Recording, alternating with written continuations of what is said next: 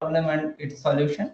But for now, we see that this kind of solution, this kind of problem exists. Now we have learned two modes of authentication. One is verification, one is identification. These two are classical modes of authentication, and there are, I mean, quite more number of modes of authentication that has been presented in modern literatures. One of them is negative identification. That means to check whether a person is a member of a group or not. Let's assume I have a database. I want to check whether a person belongs to one of those 5 or 10 persons, on whether a person is not belonging to a subset of a population or not. If I have the database of lot many people, if I have structured my database in such a way that I can access which people are studying in computer science, I would take a query and I would say, please check whether this student is not, whether the student is not studying in computer science or not. That is called negative identification. You have a group, you want to check whether the query person is not belonging to the particular group of persons that you have, that you are posing. Second modern type of authentication is negative verification. That means sometimes it is very difficult to tell that yes, this image is of that person, but sometimes it might be easier to tell, it might be easier to say, seeing an image, no, this is not that person. So saying that someone is Mr. X and saying that someone is not Mr. X, complexity of these two problems are not same. Guaranteedly saying that yes, this person who is in query, that is Mr. X, is much more tough than saying no, this person who is in query can be anyone but not Mr. X. I know the height, width, beard and all the hairstyle of Mr. X, this person doesn't match. So telling a non-match is much more easier than telling a match, and negative verification is just telling no, this query is not that person. Is it clear? Could you get what is negative identification and what is negative verification? Yes, sir. Okay. And third modern mode of authentication is deduplication of population in database. Sometimes what will happen,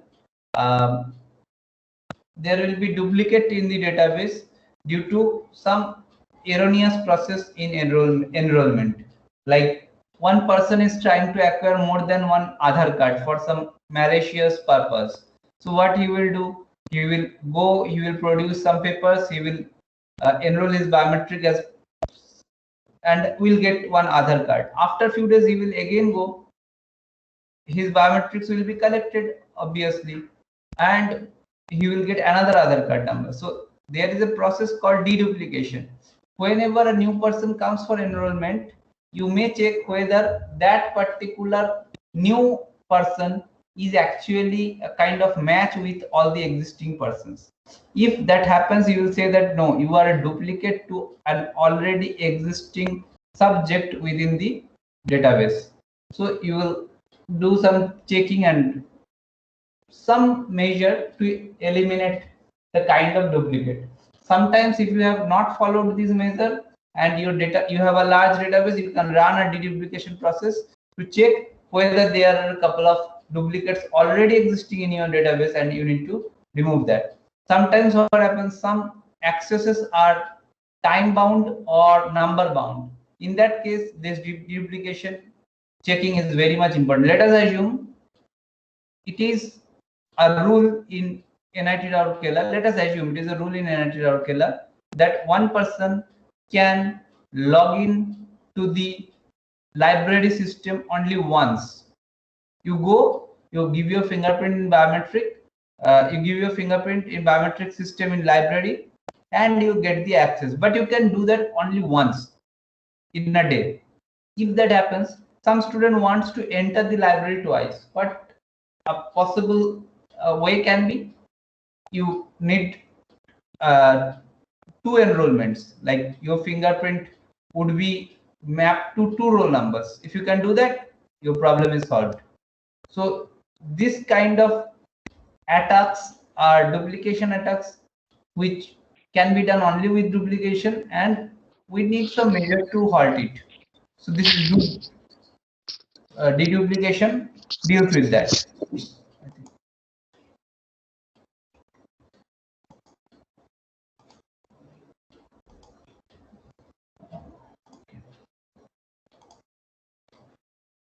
So coming to next property of biometric system, a special property of a biometric system is modality. That is, you need to decide on whether a biometric system is unimodal or multimodal. That is, whether a biometric will use a single biometric trait to come to a decision who you are, or will use multiple biometric traits. Like one system can be that sees your fingerprint and says who you are. Another biometric system can be there which sees your fingerprint, then your face, then your iris, then your ear, and after seeing so many things, it will come to a single conclusion and it will tell who you are. So first kind of system is called unimodal system. Second kind of system is called multimodal system. Of course, you can understand that unimodal system is easy to implement, less expensive, less computationally intensive, and faster. Multimodal systems are slower, difficult to implement, more expensive, computational and time overhead is there. All those things are there. But ultimately, accuracy is expected to be more in case of multimodal, because you are not, someone can spoof only your fingerprint, someone can spoof only your face by showing a photo, but doing spoofing all the biometric traits at the same time, or 2-3 biometric traits at the same time, is a kind of challenge. People might not be doing that. So multimodal biometric system is of course safer, much more secure, but it has some problem, like it is difficult to implement, and it is expensive and time consuming. That's all. So when we try to develop a multi-biometric system, we have to take the result of 2 or 3 biometric systems and we have to combine. So that is, this combining the biometric systems is called a fusion. You have one fingerprint biometric system, you have another face biometric system. If you combine, this is called fusion. Now fusion can happen in many levels. This joining two biometric systems and developing one biometric system, multi-biometric system, can happen in many levels.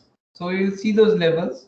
One of them is multiple sensors, like you take only one biometric fingerprint, but you capture it through 3 sensors. Like there is one place where you have to give your fingerprint to 3 sensors and then you will be authenticated. Some sensors may be low cost, may not be able to identify a spoof, but other sensor can. So having more sensor makes it strong, and the result is expected to be more authentic. Second is that you use multiple biometric, you use face, ear, and somehow you merge the result. I'm not going into how you will merge the result, but somehow you will, let us assume. Second is multiple unit. You take only fingerprint, but you take 3-4 fingers. Fourth is you take multiple snapshots or multiple clips of the biometric. Like if I give fingerprint, you do not take the fingerprint only once. Ask to give 3 times, or you capture 3 photos. If I ask, if you are working with iris biometric, you take 3-4 photos of the iris. So if there is any blur, if there is any eventual movement, those will be nullified. And last one is multiple matches. That means that you should have multiple algorithms. So you have same biometric, you apply 2 algorithms, you see the result, and you come to a single decision. So you can develop multiple matching algorithms. So all these kind of fusions cannot happen in single level. There are different levels, like sensor level. This multiple sensors, this can work at sensor level. Then feature level, this multiple matcher can work in feature level. That is, you make two features and you fuse the features. Second is code level. That is, you see whether by face if someone is identified or not, yes or no. By seeing the ear, if someone is identified, yes or no. Out of those yes or no decisions, two yes or no decisions, you decide a single yes or no. That is called code level. Sorry, that is called decision level. What is code level? By face, you are getting a result that yes, it is 80% chance or score is 8 out of 10 that this face matches. You see here, it tells it is 7 out of 10 matching strength that these two ears match. So after seeing the ears match strength as 7 and face match strength as 8, you come to a single decision match, like it is 8 or 9 or 7 or 6 or 7.5 something. A single score you generate, and based on that single score you decide. That is called score based fusion. Another is rank level fusion. In identification, with this phase you identify that this subject as subject number 3. With year you identify this subject as subject number 5. Now after after identification process, the first 3 people or first 5 people that you are getting for ear and for face, some of them will match, isn't it? The same person you are expecting someone by seeing face will be in rank 2, and he might be in rank 3 when you are seeing his ear. So seeing that ranks, you tell, okay, it is most likely that the person who is this person having this ear and this face is rank number 2 or rank number 3. That is called rank level fusion. You will understand this much more details when later you will see the actual things, but this is the case.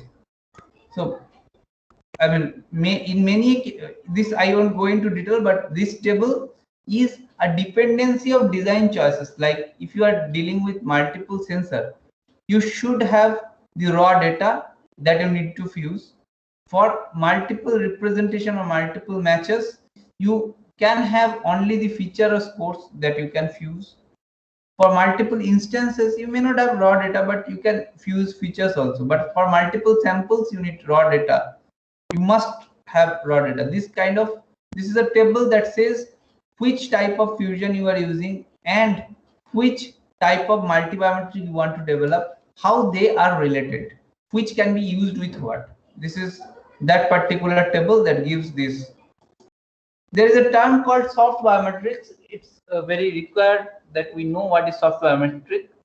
Soft biometric traits are characteristics that provide some information about the individual but lack the distinctiveness and permanence to sufficiently identify or differentiate any two individuals. For example, before I come to its formal definition, for example, you see, you have a video clip where you can see someone is wearing this kind of black and red, this zigzag kind of hoodie, and later you can identify by some other camera pic that okay, this is the person. Now you see, you have not identified even a biometric. This shirt many people can buy this kind of hoodie, but in this context, there might be only one wearing this kind of t-shirt. So you identify this person based on a shirt, a particular texture of a shirt, which is not at all a biometric. This is called soft biometrics. So soft biometrics are physical, behavioral, or other human characteristics classifiable in predefined human component categories. In other words, the soft biometric traits instances are created in natural way used by humans to distinguish their peers. What it means to say is that sometimes you identify someone not fully, but from far away you just see some kind of I mean, some kind of dress that the person is having, some kind of hairstyle, you just say, okay, that is that person. If someone looks at me, I mean, for far distance, let us assume I wear shirt, pant every day when I go to office. If someone sees me and looks at my hairstyle, my height is to width ratio, my skin color, can see the car that I drive, can see the kind of dress I am wearing, he will say, that's me. But let us assume someone sees me a day when I have just, I'm cleanly shaved, I have changed my hairstyle, I am wearing a jeans and a pair of t-shirt for a change. So someone may not identify me. So what is the point of telling this is that when you see someone from far, you grossly see his clothes and some kind of very gross features that is not actually very unique. You may fail, but we human brain decides on that. This kind, depending on this kind of biological way that we decide who a person is seeing from far, we have tried to establish a biometric called soft biometric that is essential, that seeing that you can say who the person is, but the probability is very low.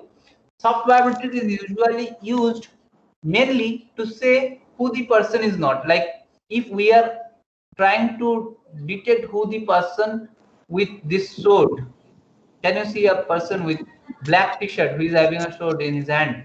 If I want to detect this person, I would say that this is not that person because he is wearing a black t-shirt. This person is wearing something else, and these two pictures must be captured in a very close gap in different cameras, and might be height or something. We can see and say that this is not that person. So soft biometrics is many a times used for saying who you are not rather than telling who you are. But as you can see in this example, soft biometrics can sometimes be used for telling who you are.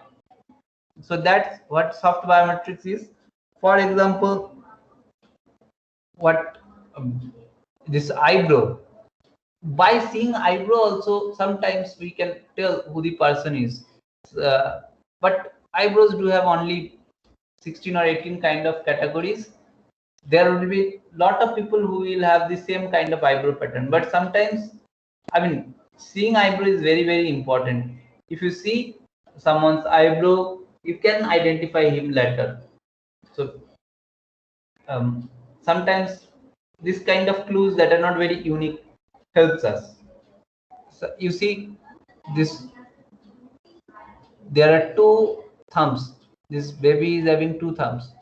So if you have just seen someone who is having two thumbs and later you see someone with two thumbs, and you can correlate somehow that okay, this might be that person, that is a kind of clue.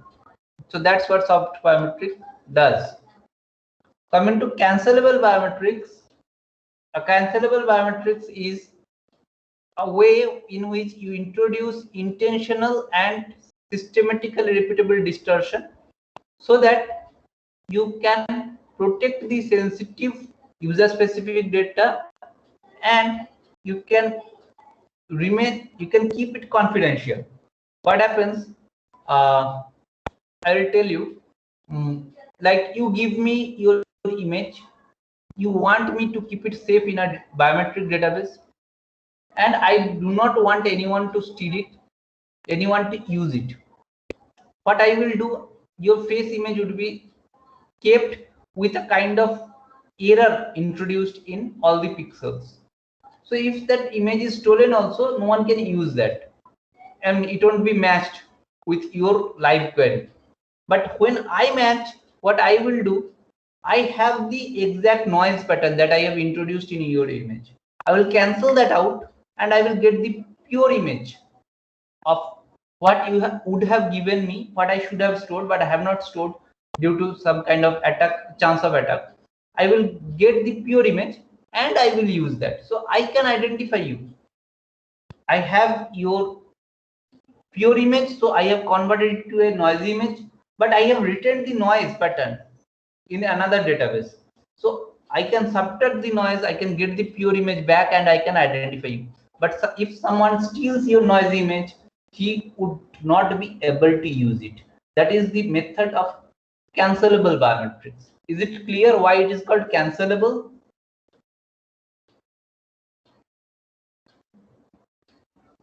Yes, sir. Okay. So I thought I would jump to the next topic today, but that would require me a lot of time, and starting at this time won't be very good. So okay, I would stop here, and in the next class we would start with the performance evaluation of biometric security. That means till now we are discussing a good biometric system, a bad biometric system, what a biometric should work like, but we have never quantified how good a biometric system is, how bad a biometric system is.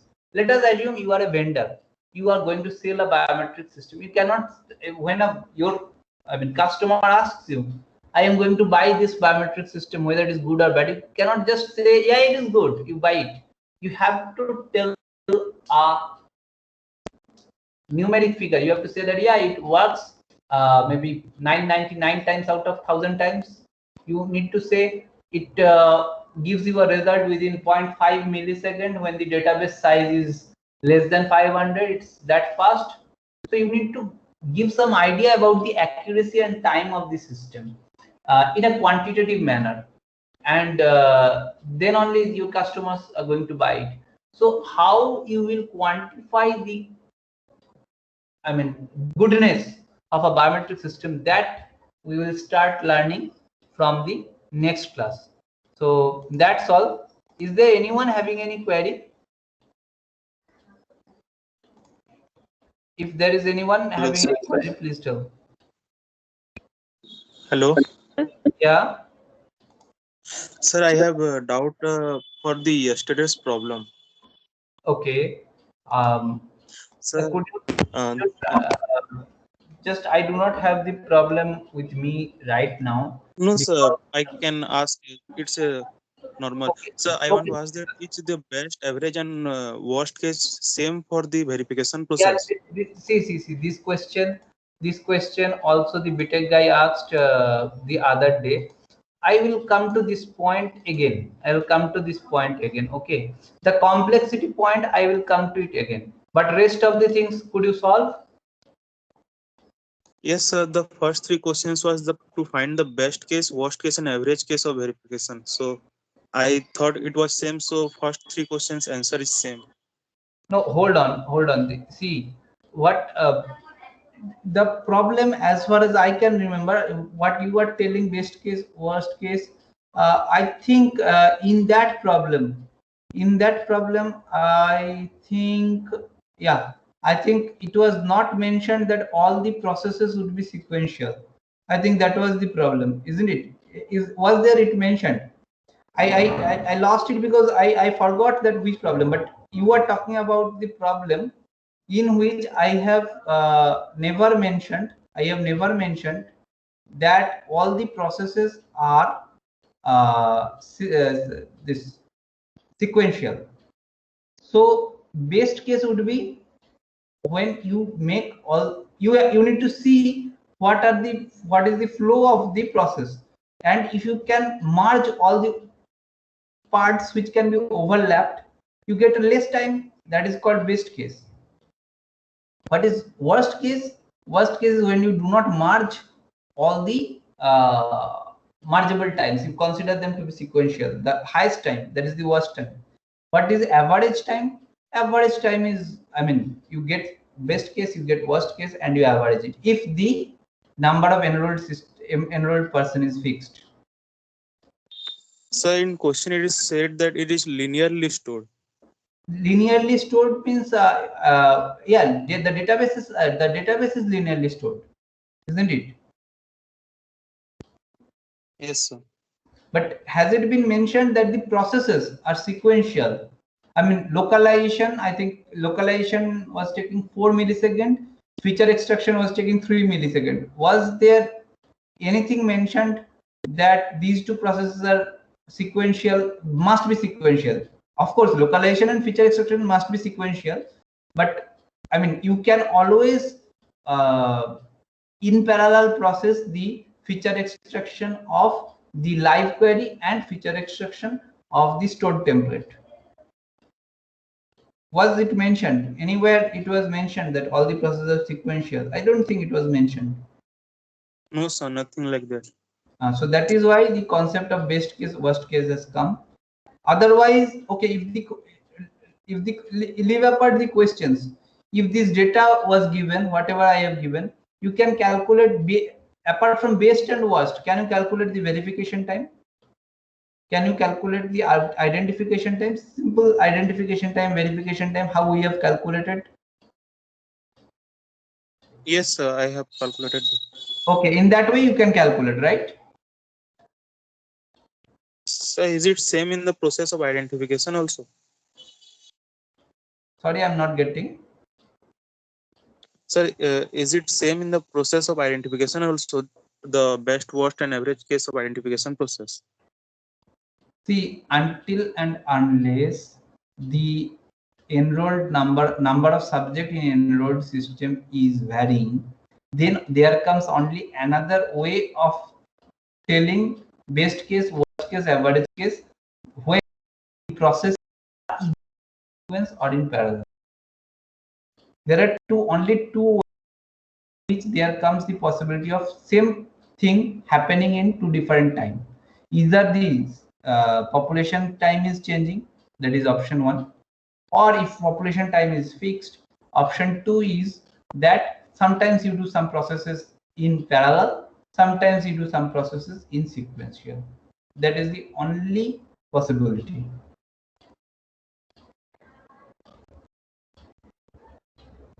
Excuse me, sir. Yes, and Sir, like in case of identification, I'm regarding the same question only. So in case of identification, doesn't it even occur something like this? Say I have 100% in my database. right, I give my biometric. Now, right. luckily, the first entry that is being fetched from the database. Let's consider that the fetching is linear, like one by one. And the first one fetched by the dataset randomly is mine. Okay.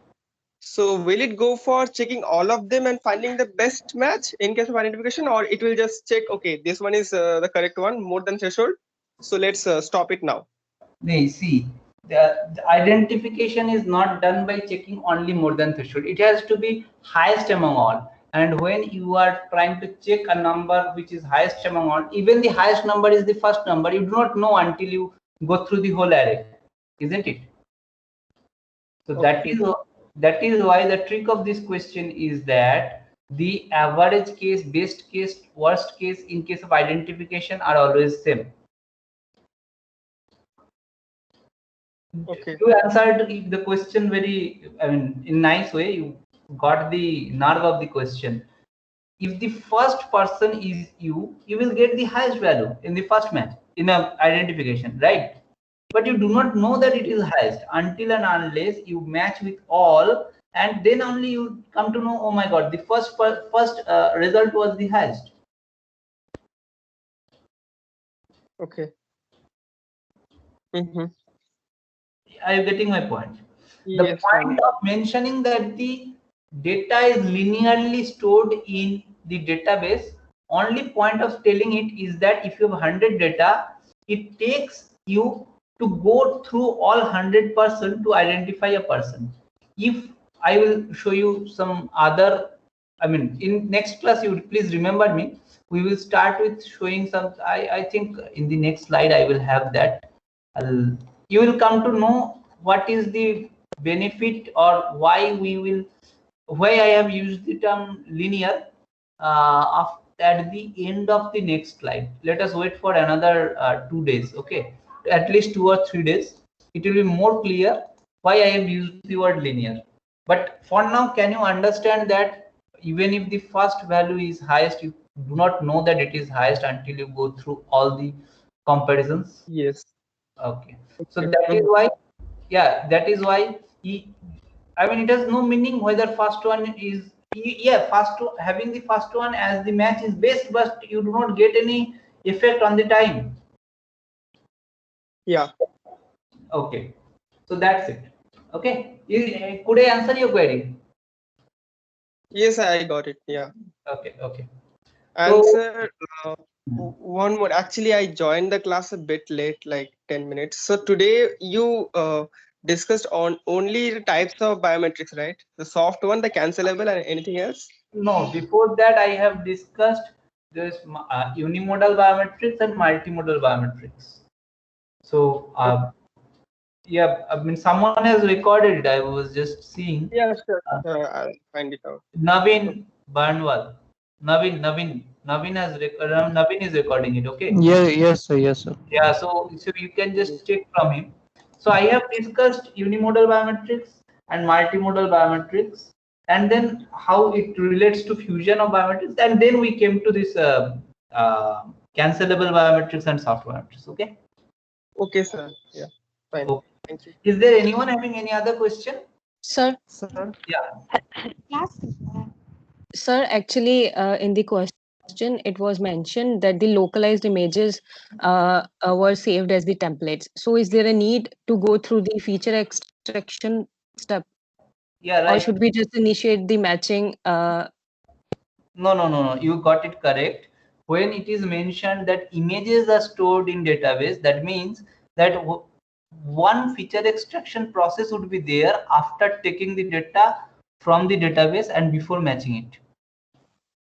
So for matching, we need two features. The live query would go through sensor and preprocessing module and then feature extraction module, right?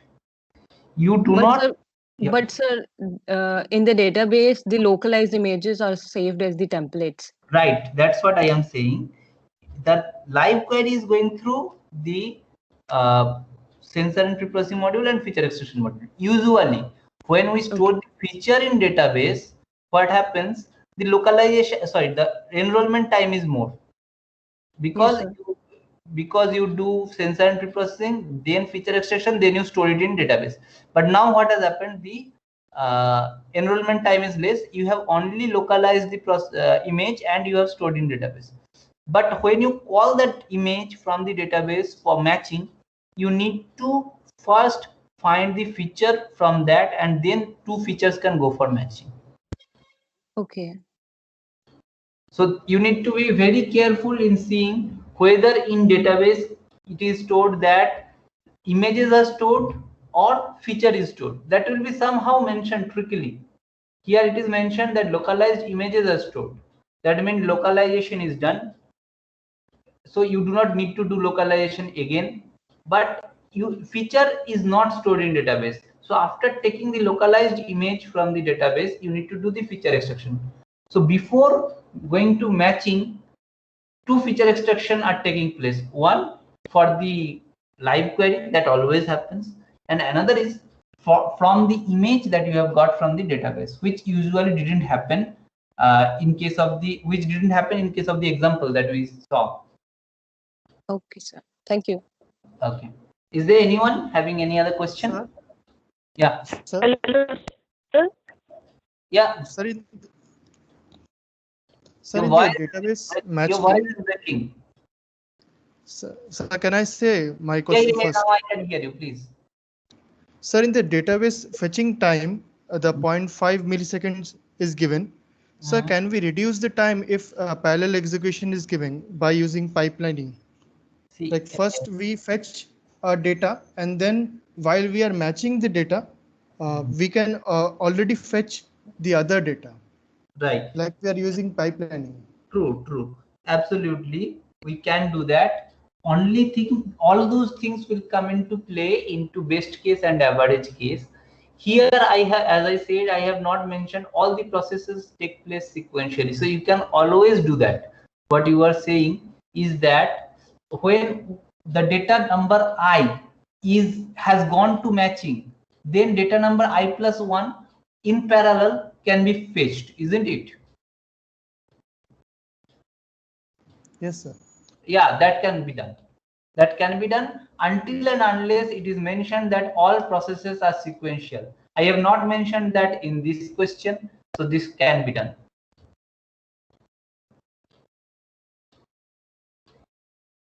Is it fine? Yes, sir. Okay. Is there anyone having any other question? Hello, sir. Yeah.